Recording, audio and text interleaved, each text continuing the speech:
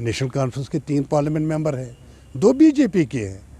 तो ये सारा कसूर किया कराए इन 2 पार्टियों होने के नाते मुझे कोई फ़र्क नहीं पड़ा। पहले बोला कि मैं डिलिमिटेशन कमीशन का मेंबर नहीं बनूंगा, जबकि उसको चाहिए था कि वो डिलिमिटेशन कमीशन का मेंबर चूँकि हैं, अगर वो कम से कम वो इस गुनाह में उनको दिखाते सही रास्ता, क्योंकि गुनाहगार वो भी है, गुनाहगार कमीशन भी है, तो दोनों ने मिलकर ये नंगा छोड़कर ये नहलाएंगे। याद रखना, कमीशन की रिएक्शन मैं क्या बता सकता हूँ। ये इस कौम को उनसे पूछना चाहिए जिनको इनके इस डिलिमिटेशन कमीशन के मेंबर बनाए गए थे। वाज़ेह अल्फाज में ये डिलिमिटेशन कमीशन का है कि जो मेंबर है पार्लियामेंट के, वही इस डिलिमिटेशन कमीशन के मेंबर भी है। वही बेहतर जानते हैं कि उन्होंने ये क्या किया है। हाँ, मैं इतना ज़रूर कह सकता हूँ कि एक पॉलिटिकल वर्कर होने के नाते मुझे कोई फ़र्क नहीं पड़ता है। मेरा चुनाव अगर श्रीनगर में लड़ना भी पड़े तो मेरा क्या एतराज़ है। मुझे अपनी बात बोलनी है, मुझे अपना विजन बताना है, तो डिसाइड लोगों को करना है। मुझे गुंडे तो नहीं पालने हैं, और जिन्होंने ये गुंडे शुंडे पाले हैं उनको काफ़ी तकलीफ़ है।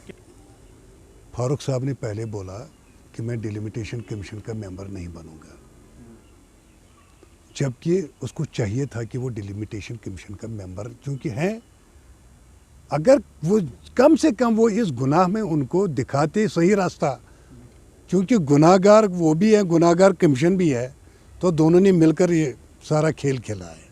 ये एक कॉन्स्पिरेसी है, साजिश है जो कश्मीर के साथ खेली जा रही है। हमारी स्टेट गई, यूटी बन गई, 2 हिस्से बन गए, अब कॉन्स्टिट्यूएंसी भी ख़त्म हो गई, पता नहीं और क्या क्या होंगे, हमें नंगा छोड़कर ये नहलाएंगे। याद रखना, आप बच्चे पढ़े लिखे हैं।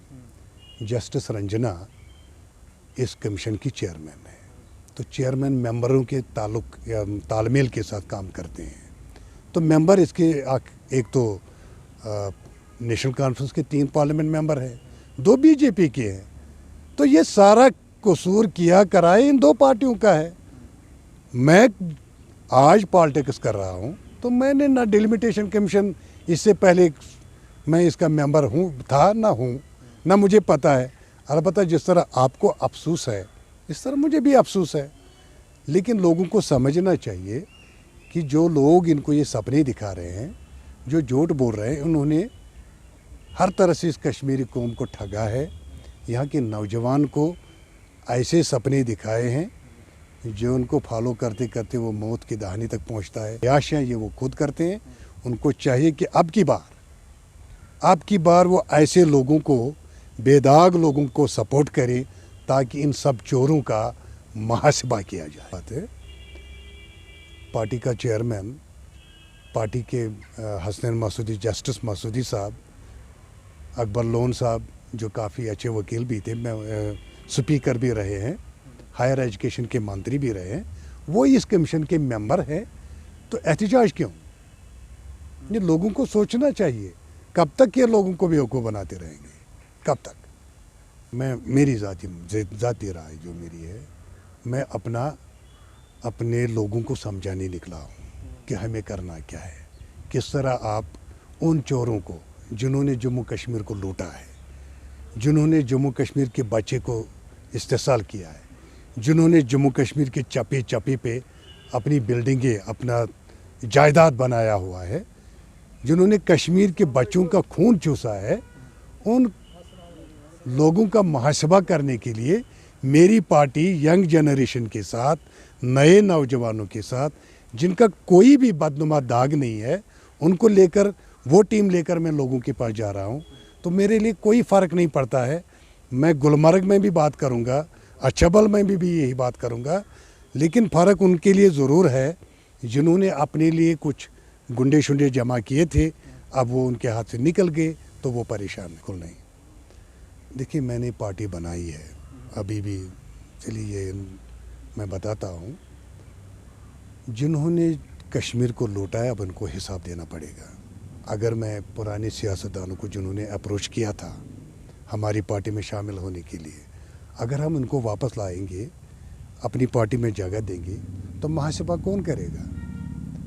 اگر میں کسی سابقہ MLA سابقہ منسٹر کو اپنی پارٹی میں لاؤں تو اس کے کیے کرائے کا منصفانہ طریقے کے ساتھ کون فیصلہ کر پائے گا؟ کون ان کو سزا دے گا؟